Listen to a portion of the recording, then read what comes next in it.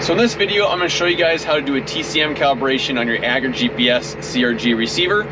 On these receivers, it is very important to do a good and proper calibration, as I have found they are a little bit more touchy with their TCM calibrations than John Deere receivers are, and a poor or lazy TCM calibration can lead to poor performance in the field. So, to get started, I am on a Gen 4 monitor. If you were on an older monitor, like an 1800, 2600, 2630, you'd click the bottom right hand corner and then Agra GPS. On a Gen 4 or Gen 5 display, you hit Isobus VT either right here, or you can go into your menu, applications, and hit Isobus VT right here. Now, it will bring you up to this page, hit Agra GPS. You go to Settings, Mount Settings, and now here is where you do your TCM calibration. So on the top here we have machine profile. Right now I'm on the 8410T because that is a tractor that I'm currently in. Now if I was in the 8335 RT, I could hit this, hit machine 1, and then I can name it whatever I wanted to do. So this is really nice for if you move your receivers from tractor to tractor fairly often. You can actually save your TCM calibrations in here, so that way you don't have to redo it every single time you switch that receiver around. Now, excuse me, if you're going into a new season of something, like if your tractor been sitting all winter, your receiver was sitting all winter, and now you're gonna go start planting, I would redo that TCM calibration anyways. But if you're constantly switching around, this is super nice. I think you can save up to like 10 machines or something. Now here is the height fore and aft. So if I go back to my 8410, this is the recorded numbers for the height fore and aft. If you're measuring your height, you want to go to the bottom of the receiver. So I usually go right to the bottom where the white and the black parts of this receiver meet.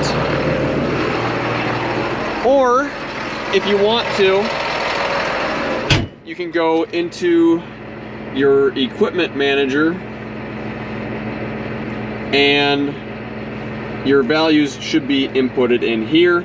If you want to make sure you have a really good calibration, you should double check and measure these anyways, because from the factory, these numbers can be up to like 20% off.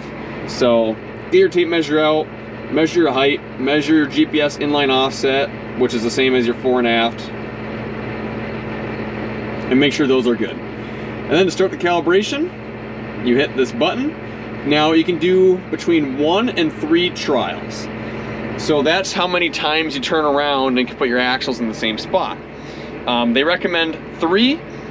For this video, I'm just going to do 1 just to make it simple. But basically, the more trials you do, the more accurate it is. So I'm just going to do 1 for this.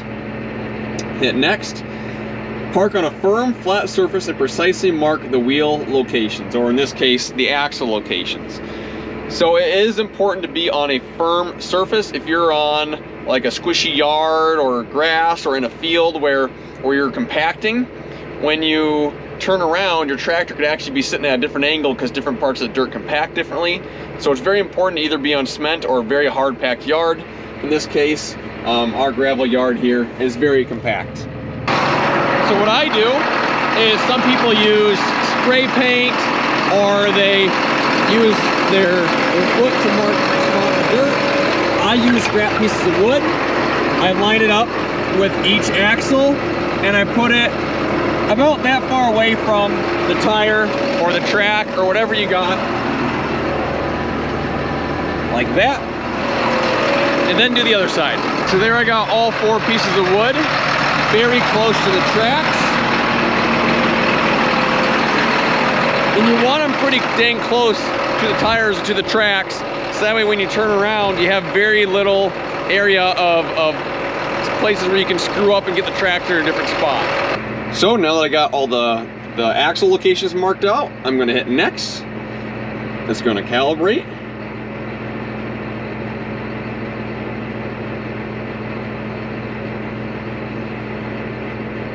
And now it's going to ask me to turn around and park in the same exact spot, just the other direction. So I got the tractor facing the other direction.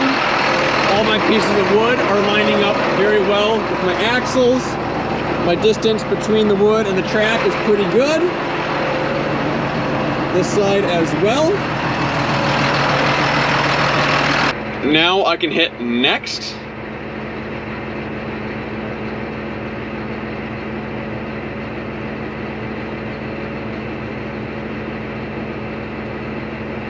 And now the calibration was successful. Now if you did a trial of 2, 3, 4, 5, it will have you turn around again and then again, and however many times you did the trials for. Now what I like to do, rather than just putting this away and calling it good, I like to double check it. So I'm gonna make a line in the yard here, use auto steer, and then turn around, re-engage going in the exact opposite direction, and I just wanna make sure that my tracks are lining up in the exact same spot that they were the first time I went. So I got RTK signal. I'm just making a line across the yard, just good enough so I can see my tracks. And now I'm turning around going the other way. I can see my tracks, and I am absolutely dead center between those tracks. I can see my tractor track actually lining up with the previous tracks. So that means that that was a good calibration. Now, if for some reason yours is not lining up, you're off a couple inches, whatever, try redoing the calibration, maybe try more trials, less trials. But if it was done correctly, it should be spot on. So thank you guys for watching this video. I have more videos talking about the CRG and the Emblem base station and stuff, just some tutorials, how to, some information. So make sure I have that link down in the description for those videos. Thank you for watching.